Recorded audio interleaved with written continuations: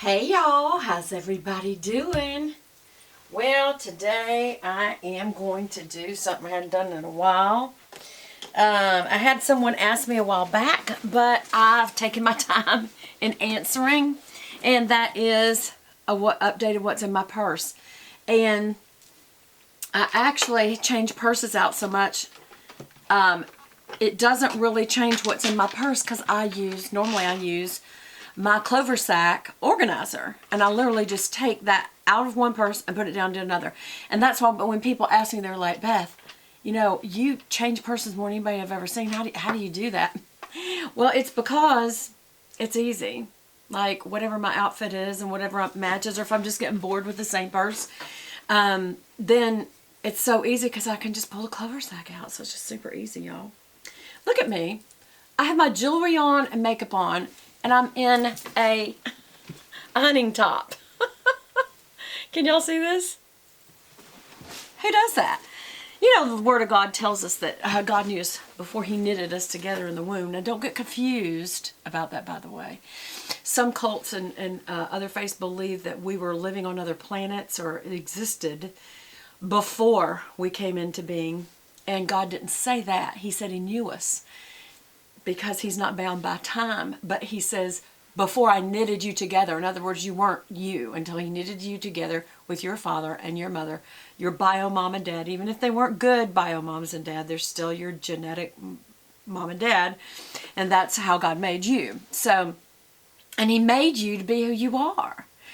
And we're not supposed to engage in wrong behavior and just say, well, I am who I am. No, I don't mean that. But I mean, if there's little differences about you that are sweet, quirky, unique, whatever, that's who you are. And I'm that girl that will wear hunting clothes with perfume on, but you're not supposed to go in the woods with perfume, and jewelry and makeup, earrings, everything. I think I have a chain down my shirt. I do. Look. I totally forgot to bring that one out. Oh well, I do. There's the other one. Do y'all remember these? They all have significance, especially this one. This is what I call my badge of courage. That was the one where I went out on the ocean one time with my husband after my different boating accidents, and I said, never again will I go out on the open sea, and or deep water. The 1, 2, 3 of the boating emergencies, I should say. They weren't, no, I didn't crash. One was, they were on the lake, the deep water. One, I had a yacht and a houseboat cross in front of me, and it caused a crosswake, which does that, like that. And we were driving into it, and so the wake was like, the boat was like that. The wake left behind those two boats it makes it go up like that, and we drove into it and went up like that. And the only thing that you can do is slam it into gear, because if you don't go with it and you go through it, all that water comes down into your boat. Now, the boat will float, someone's told me because it's fiberglass, it'll float like a foot below the water. No, thank you. So you have to slam it into high gear to bring the nose up. When you bring the nose up, it does go up, but then you go way up. So it was, and when we landed, it was terrible. I was afraid the boat was going to fall apart. It didn't, but it was no fun getting it under control. And I've had people cross in front of me before and almost hit them. And it's just, and then I've been on the ocean before where I was on, what are they called, a sun sail? And it kind of got carried away with the wind, and we just went down the coast, way down. Not a good situation. There's one time I was in a big sailboat. It was actually in a cove, but a big wind came up, and it flipped over our boat. No, wait a minute. Was it our boat? No. It was a gentleman, an older gentleman who was on a sailboat, and it was like slow motion. It went like this and went down under the water, and the bottom came up. And he came up, and I literally saw the seat cushion floating, and I was a good swimmer. I was in great shape back then, and I literally swam over to him and said, hold on to this. I said, hold it like this, and he held on to it.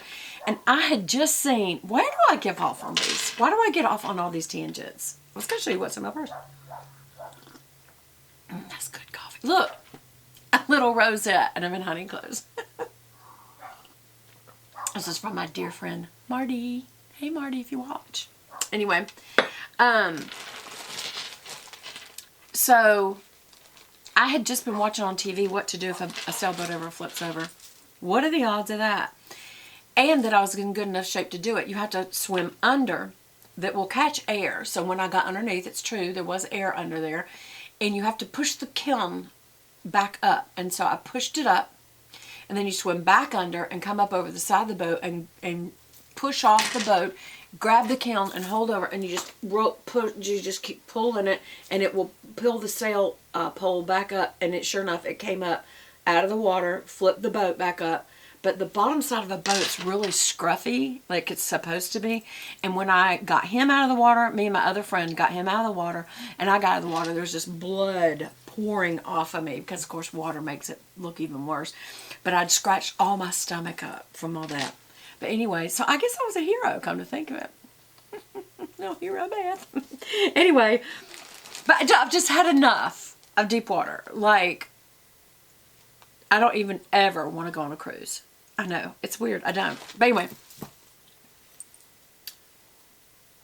What was I talking about? Oh! My husband, when we were in Hawaii, begged. He was like, more than anything in the world, I want to go out on that catamaran. It stays by the shoreline. I was like, if it stays by the shoreline, that's okay.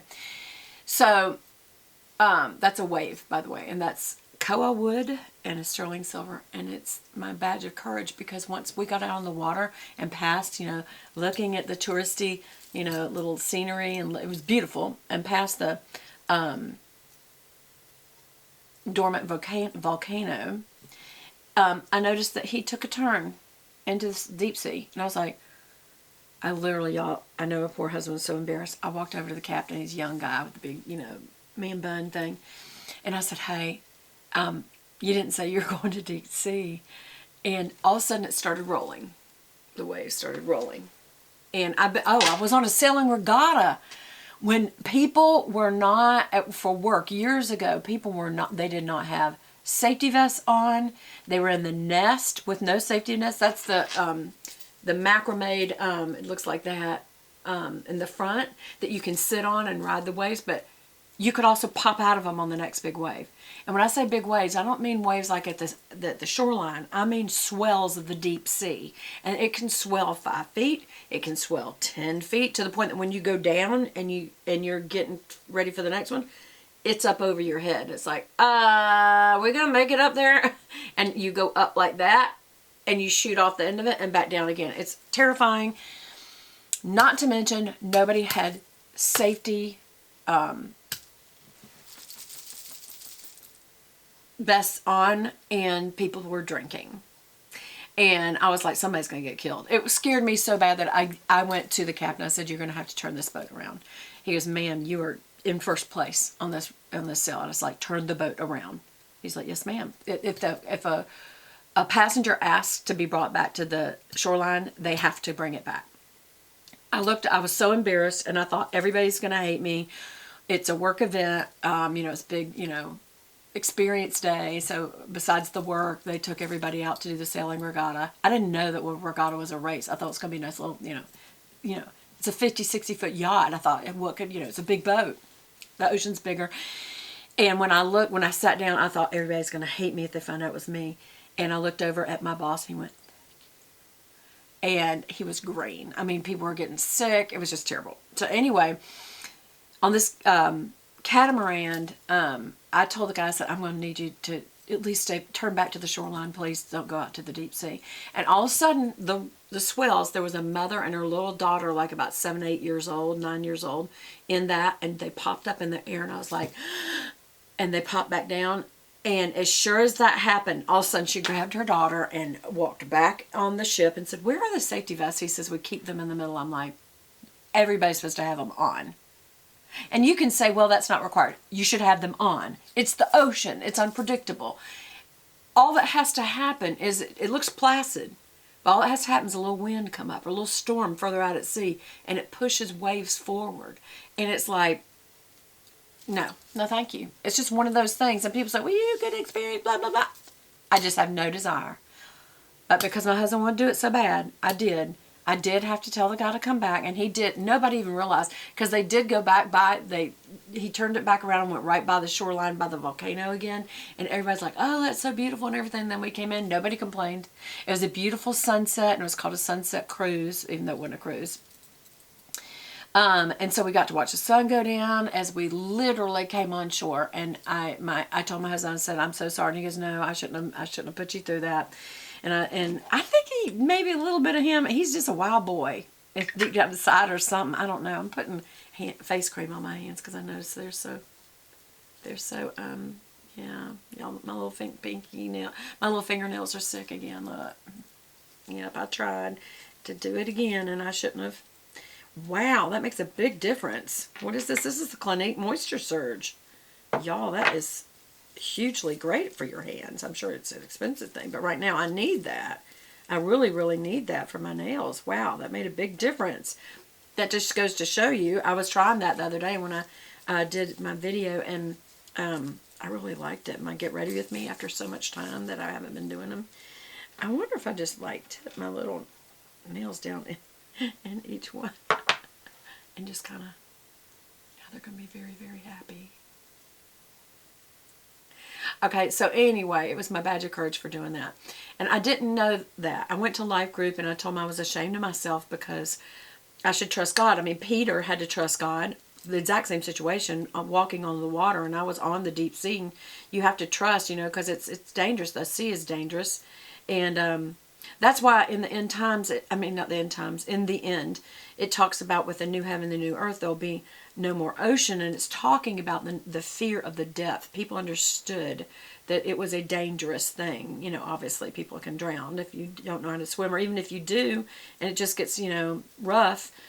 And yet I've also seen, I need to go find it again, where it talks about, and there will be a crystal sea. Now what does that imply? Crystals, you can see through it. That implies it's not dangerous anymore. So I'm not sure if we're just not going to have